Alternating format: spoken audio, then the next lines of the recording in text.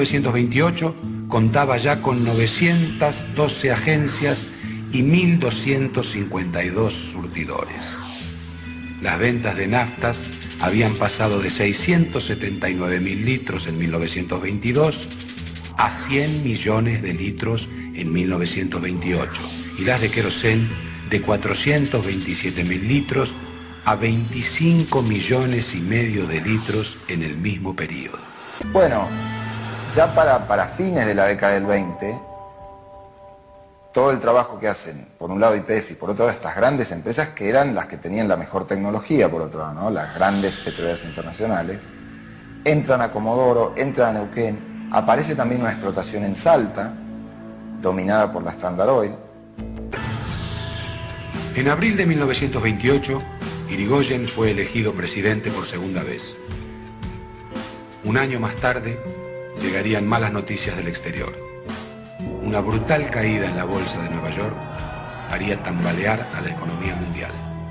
A partir de la crisis financiera, el modelo agroexportador que había ubicado a la Argentina entre los primeros países proveedores de materia prima del mundo entraría en un periodo de decadencia.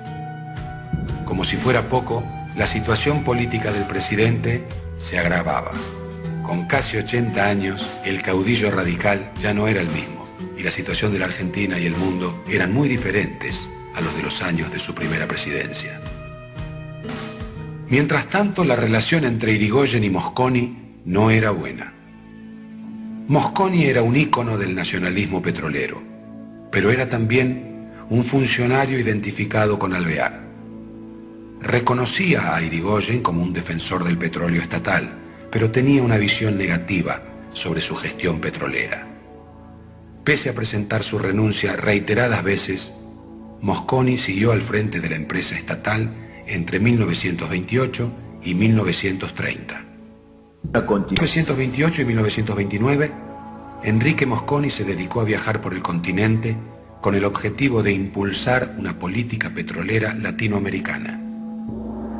Así nacieron a imagen y semejanza de YPF, ANCAP en Uruguay, Yacimientos Petrolíferos Fiscales Bolivianos, Petrobras en Brasil y Pemex de México.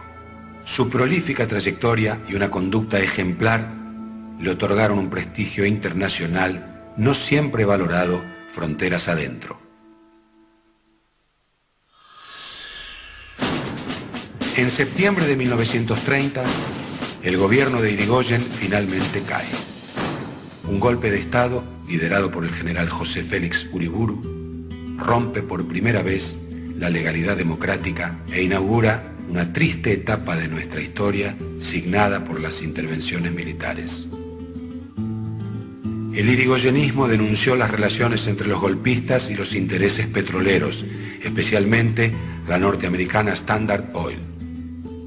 Se esperaba que Uriburu favoreciera a los intereses extranjeros y dejara de lado el proyecto de nacionalización y monopolio petrolero. A pesar de que estos vínculos existieron, no hay pruebas de una participación decisiva de las petroleras internacionales en el golpe. Mosconi fue una de las primeras víctimas políticas del gobierno de Uriburu. Se le inició un sumario por la supuesta aplicación indebida de fondos de YPF y después fue enviado a Europa en misión profesional. Cuando volvió, ya bajo la presidencia de Agustín P. Justo, fue nombrado director de tiro y gimnasia del ejército. En 1933 se retiró del ejército.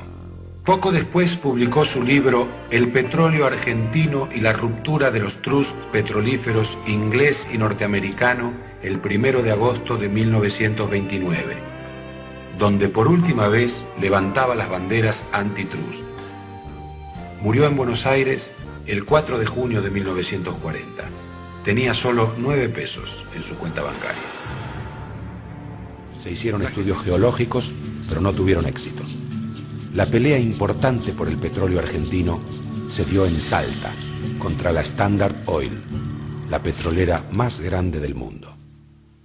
En Salta, la Standard Oil, a diferencia de Comodoro y Huínculo, o sea, Chubut y Neuquén, en donde había sido el Estado el descubridor y el que llevaba la batuta de las cosas y los privados trataban de colarse ahí, en Salta el desarrollo inicial del petróleo lo hizo la Standard Oil, que además tenía pozos en Bolivia en el mismo yacimiento, o sea, divididos por un límite, pero entonces ya sabía que ahí había petróleo, hizo acuerdos con el gobierno salteño y empezó a desarrollar la explotación.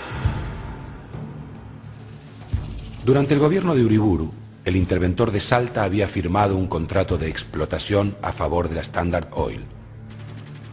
Ese contrato fue anulado, pero en marzo de 1932, la Corte Suprema ratificó las concesiones en territorio salteño. YPF contraatacó negociando otro contrato que bloqueaba el avance de la Standard.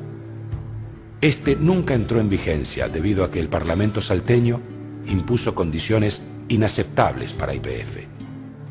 Salta contraatacó y firmó entonces un nuevo acuerdo con la Standard Oil que, sin perder tiempo, comenzó a construir un oleoducto y montó campamento en Tartagal. La pelea parecía perdida para YPF.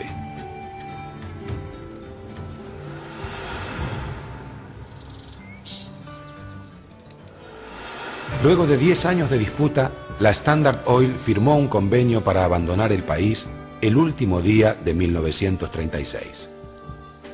Vendía todos sus activos locales a YPF y sus empleados pasaban a la estatal. Además, se comprometía a no reingresar en el mercado por 15 años.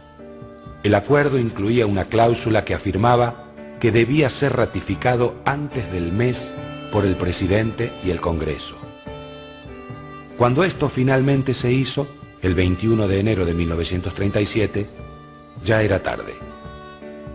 La Standard había hecho uso de la cláusula y se había quedado en el país operando en la refinación y venta de combustible al público hasta nuestros días con la marca Esso. El Estado obtuvo el control de los hidrocarburos, pero nunca se logró expulsar a las petroleras transnacionales. Gracias al control de las importaciones, la segunda mitad de la década de los 30 fue una etapa de esplendor para YPF. Aunque el monopolio del Estado no se concretó, las empresas privadas fueron relegadas a un rol secundario. Se instalaron nuevas refinerías en Mendoza, Salta y Santa Fe y se amplió la de La Plata. Gracias a estas inversiones, YPF triplicó su capacidad de procesamiento. En 6 años, la producción creció un 250%.